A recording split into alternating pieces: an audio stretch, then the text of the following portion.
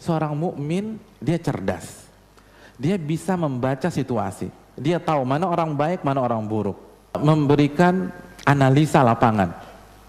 Tapi ketika dia dibohongin orang dan kasus itu tidak besar, tidak berimbas kepada yang lain-lain, dia tidak mempermasalahkan, dia tidak melawan, dia tidak interupsi lalu dia bantah pendapat yang lagi bicara. Nggak penting bagi dia, karena dia karim, karena dia orang yang mulia, karena dia dididik oleh Islam menjadi orang besar, dan orang besar hanya mengurus perkara-perkara besar. Orang besar nggak ngurus perkara-perkara kecil. Kira-kira kalau ada rapat RT, RI 1 datang nggak? Nggak datang. Karena level RI 1 sidang kabinet, bicaranya sudah Sabang sampai Merauke, bukan tingkat RT lagi. Orang-orang besar main di level atas.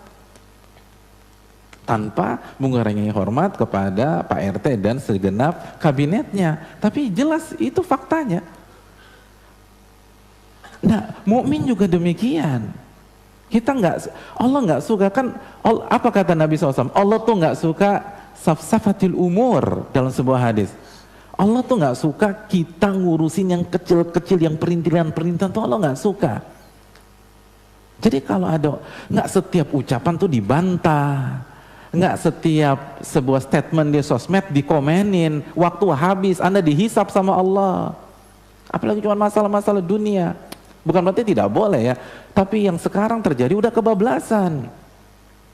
Orang besar hanya ngurus masalah besar. Apa masalah besar? Antum cek surat Al-Hajj ayat 1. Allah mengatakan inna zalzalatas sa'a syai'un azim. Huru-hara hari kiamat itu masalah besar, kata Allah Subhanahu wa taala. Orang besar hanya ngurus masalah besar. Kita harus berpikir apa yang bisa kita jawab pada hari itu. Bagaimana kita berhadapan dengan Rabbul Alamin? Apa alasan kita kalau Allah bongkar semua skandal kita? Itu masalah kita. Adapun masalah dunia, dibully, digibai, nggak usah antum pikirin. Buat apa konferensi pers hanya untuk bela masalah dunia? Itu masalah kecil.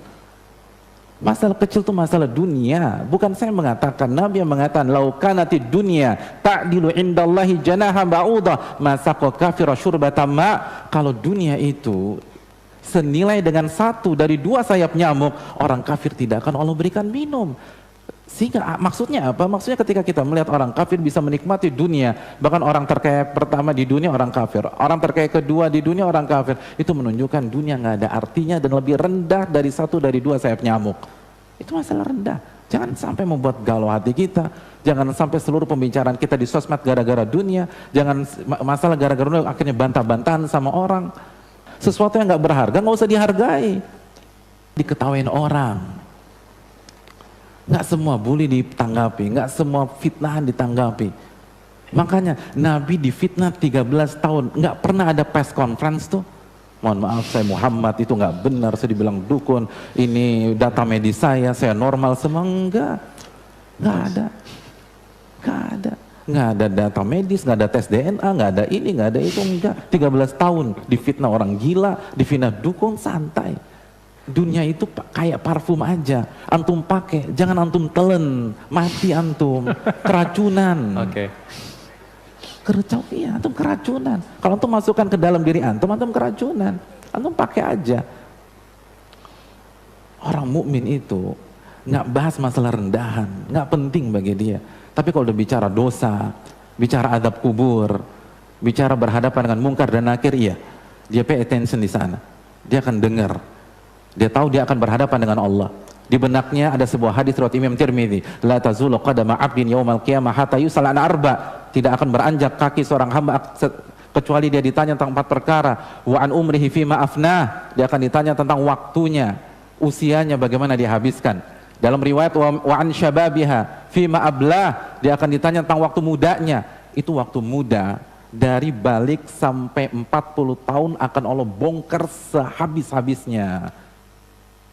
Klub mana aja yang udah kita kunjungi, pub mana saja yang sudah kita kunjungi, daftar cewek kita itu diinterogasi semua, atau cowok-cowok kita diinterogasi semua dibongkar sehabis-habisnya. Wa an syababiha fima ablah, apa yang sudah masuk ke dalam tubuh kita itu di audit semua, mulai dari pil koplo, gorila, sampai sabu, sampai semua dibongkar. Masa muda dihabisi oleh Allah Subhanahu wa taala kecuali kita bertobat kepadanya. Jangan senyum ketika Anda bermaksiat kepada Allah. Memang Allah kasih delay, nanti kena. Kalau mau senyum nanti di akhirat. Sekarang nggak ada gunanya. Seorang mukmin dia tahu itu, makanya masalah-masalah ini nggak penting.